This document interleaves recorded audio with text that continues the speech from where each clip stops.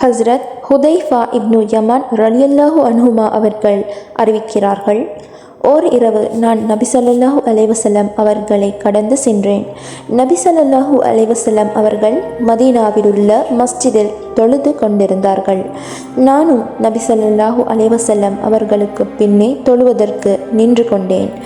நான் நபி ஸல்லல்லாஹு அலைஹி வஸல்லம் அவர்களுக்கு பின்னால் நிற்பது அவர்களுக்கு தெரியாது என்று நினைத்தேன்.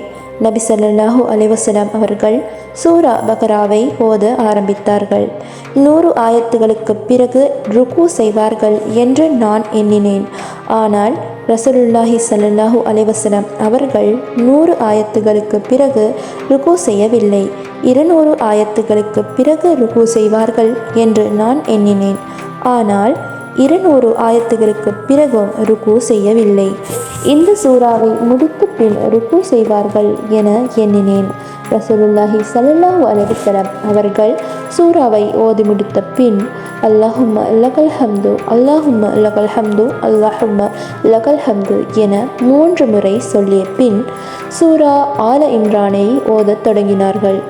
இந்த சூறாவை முடித்து விட்டாவது ருக்கு செய்வார்கள் என்று எண்ணினேன். நபி ஸல்லல்லாஹு அலைஹி வஸல்லம் அவர்கள் இந்த சூறாவை ஓதி முடித்ததும் ருக்கு செய்யவில்லை. 3 முறை அல்லாஹும்ம லகல் ஹம்து என்று சொல்லிய பின் சூரா மாஇதாவை ஓதத் தொடங்கி விட்டார்கள். சூரா மாஇதாவை முடித்துவிட்டு ருக்கு செய்வார்கள் என்று நான் எண்ணினேன்.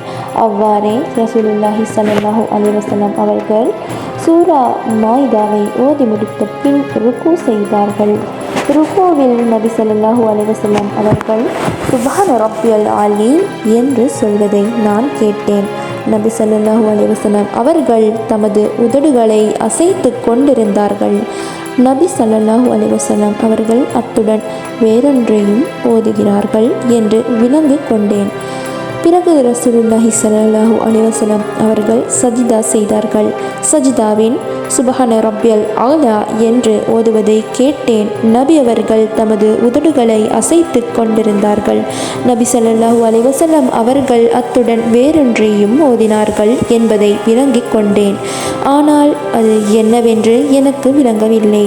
பிறகு 2வது ரக்காத்தில் சூரா அன் ஆமை ஓத ஆரம்பித்ததும் அதற்கு மேல் நபி ஸல்லல்லாஹு அலைஹி வஸல்லம் அவர்களுடன் தொழுவதற்கு தைரியம் வரவில்லை. நபி ஸல்லல்லாஹு அலைஹி வஸல்லம் அவர்களை தொழுத நிலையிலேயே விட்டுவிட்டு நான் திரும்பி வந்துவிட்டேன்.